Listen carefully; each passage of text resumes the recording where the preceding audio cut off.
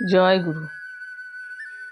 শ্রী শ্রী ঠাকুর অনুকূলচন্দ্রের চরণে শতকোটি প্রণাম জানাই। সত্যানুসরণ পাঠ করছি। পঞ্চম অধ্যায়, ধর্মের পঞ্চম অধ্যায়।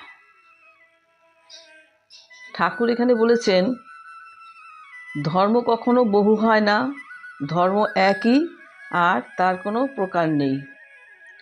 মত বহু হতে পারে, এমনকি যত মানুষ তত মত হতে পারে, কিন্তু তাই বলে ধর্ম বহু হতে পারে না। হিন্দু ধর্ম, মুসলমান ধর্ম, খ্রিস্ট ধর্ম, বৌদ্ধ ধর্ম ইত্যাদি কথা আমার মতে ভুল, বরং ও সবগুলো মত।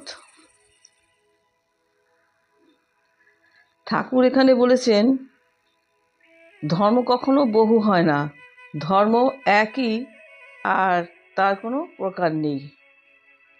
এখানে জানতে হবে ধর্ম কেন এক বলা হয়েছে। ধর্ম হলো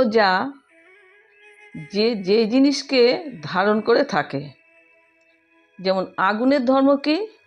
আগুনের ধর্ম হচ্ছে দহন করা বা পুড়িয়ে দেওয়া, পুড়িয়ে ভস্ম করে দিল, এরকম হচ্ছে আগুনের ধর্ম।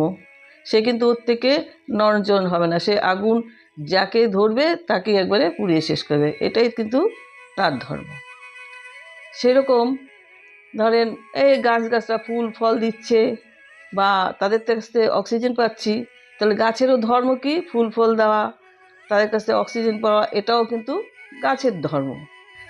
ঠিক সেই রকমভাবে মানুষেরও ধর্ম হলো যে জগৎ, শরীর, মনকে ভালো করে জানতে হবে এবং সেটা জেনে নিজের শক্তিকে বৃদ্ধি করে ব্রহ্মজ্ঞানে স্থির থাকা। তবেই হচ্ছে ধর্মকে আমরা ঠিকঠাক করে জানতে পারবো। কিন্তু তফাৎটা তখনই এসে যায় যখন নাকি সত্যটা জানার জন্য বিভিন্ন সময়ে বিভিন্ন মহাপুরুষগণ তাদের নিজের নিজের চেষ্টায় তারা এগিয়ে গেছেন বা তারা নিজের নিজের মতো করে মতামত দিয়ে গেছেন। তাই সেই মতামত অনুযায়ী বা অনুসরণ করে যারা এই যুগ যুগ ধরে এই মতামতগুলো মেনে গেছেন, মেনে চলেছেন, তারাই কিন্তু এক একটা বিভিন্ন সম্প্রদায়ে বিভক্ত হয়ে গেছেন। তাই ঠাকুর বলেছেন, মত বহু হতে পারে, এমনকি যত মানুষ তত মত হতে পারে, কিন্তু ধর্ম এক। এই যে হিন্দু ধর্ম বলুন, মুসলমান ধর্ম বলুন, খ্রিস্ট ধর্ম বলুন, বৌদ্ধ ধর্ম বলুন, এগুলো সবই কিন্তু বিভিন্ন মতামত, কিন্তু এগুলো মত থেকেই এসেছে। আর এরা সবাই হচ্ছে এই সত্যের দিকে, সত্যকে জানার জন্য এগোচ্ছে। ঠাকুর আরও বলেছেন, কোনো মতের সঙ্গে কোনো মতের প্রকৃতপক্ষে কোনো বিরোধ নেই, ভাবের বিভিন্নতা, রকমফের, একটাকেই নানা প্রকারের এক রকমের অনুভব। সব মত সাধনা বিস্তারের জন্য, তবে তা নানা প্রকারের হতে পারে, তবে যতটুকু বিস্তারে যা হয় তাই অনুভূতি, জ্ঞান, তাই ধর্ম অনুভূতির ওপর।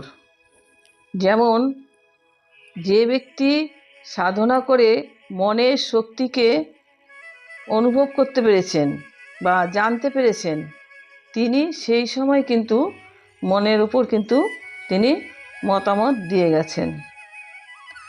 আবার যে ব্যক্তি মনকে ছাড়িয়ে প্রাকৃতিক শক্তিকে নিজের শরীরে অনুভব করতে পেরেছেন বা জানতে পেরেছেন, তিনিও কিন্তু উন্নত মানের জ্ঞান অর্জন করেছেন, তিনিও কিন্তু তার মতামতটা সেই উন্নত মানেরই দিতে পারবেন।